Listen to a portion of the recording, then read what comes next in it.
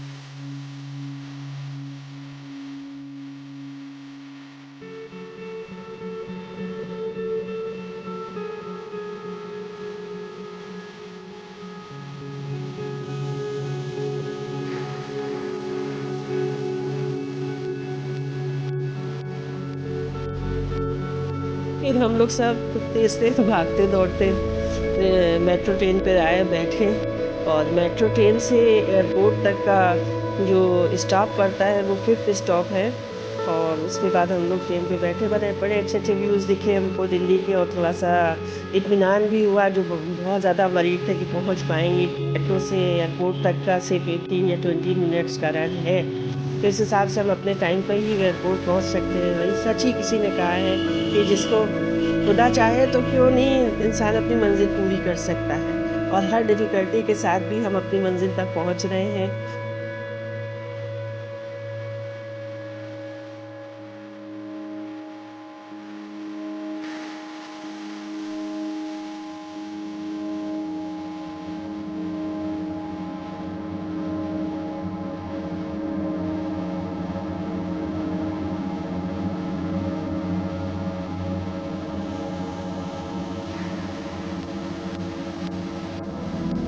Metro से उतर के हम लोग एयरपोर्ट की तरफ जा रहे हैं, और अल्लाह का शुक्र है कि हम लोग टाइम से एयरपोर्ट पहुंच गए, जो हम लोग की रिपोर्टिंग टाइम थी। अब मरियम को लेकर हमको 5 नंबर टर्मिनल तक लेके जाना है, फिर वहाँ से वो अंदर होगी और वहीं पर उसका सिक्योरिटी चेक होगा।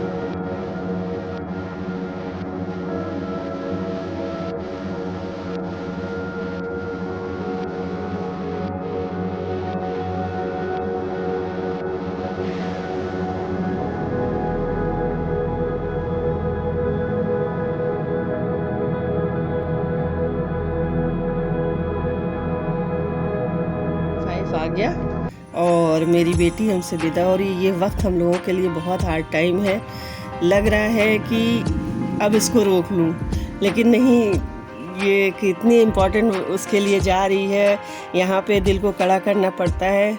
और हर माँ बाप की से मेरी यही ख्वाहिश है कि वो अपने बच्चों को इनकरेज करें, दिल में जो कुछ है उसको दिल में रखें। वाकई में अपने बच्चों को दूर करना एक बहुत मुश्किल मरहला है, लेकिन ये कड़वा घूंट पीना ही पड़ता है उनकी सक्सेस के लिए।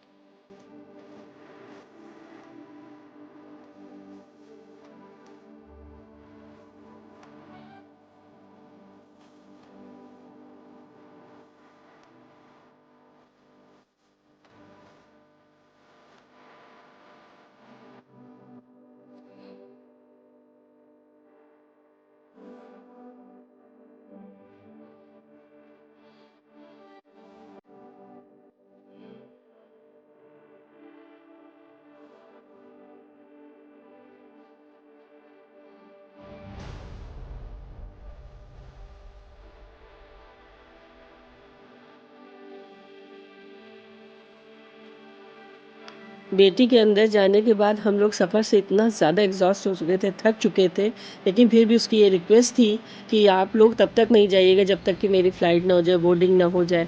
तो हम लोग बाहर वेट करते हुए अंदर से फ़ोन मैसेज कर रही थी।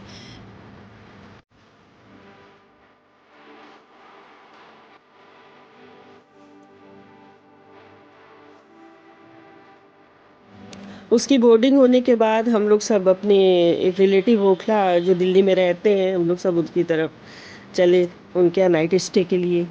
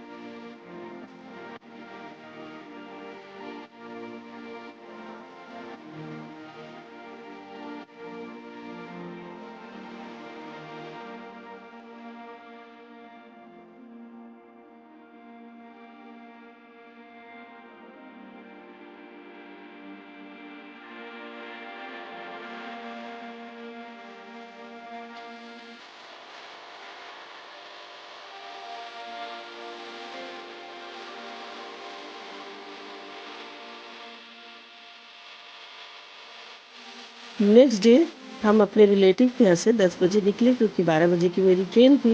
अब हमारी वापसी लखनऊ की तरफ हुई थी। लेकिन जाने से पहले मैं अपने तमाम बच्चों से और उनके पेरेंट्स से सबसे यही कहेंगे कि लहरों से डर के नौका पार नहीं होती, कोशिश करने वालों की कभी हार नहीं होती। ये हरिवंश राय बच्चन की एक बहुत मशहूर कविता है जिससे हर बच्चों को इंस्पिरेशन लेना चाहिए, एक सीख लेना चाहिए, बिल्कुल नहीं डरना चाहिए। लाइफ में बहुत सी चीज़ें आती हैं जो इंसान फेल होता है उससे घबरा जाता, पीछे हटता नहीं, हमेशा कोशिश करते रहना चाहिए। जो हिम्मत करता है वो कभी भी हारता नहीं, हमेशा सक्सेस होता है। और ऊपर वाला भी उसी की मदद करता है। जो बच्चा ईमानदारी से अपनी मेहनत करता जाता है वही बच्चा आगे बढ़ता है और छोटी छोटी चीज़ों से घबरा कर पीछे नहीं हटता। और हम अपने पेरेंट्स हैं उन बच्चों के माँ बाप से भी यही रिक्वेस्ट करेंगे कि अगर बच्चा जिस फील्ड में इंटरेस्ट रख रहा है उसकी हौसला अफजाई करें, उनको इंकरेज करें, बल्कि उनको डांटे नहीं, उनको सही अपनी एडवाइस ना दें बल्कि उनकी बातों को सुने और उसके उनको अच्छी राय दें।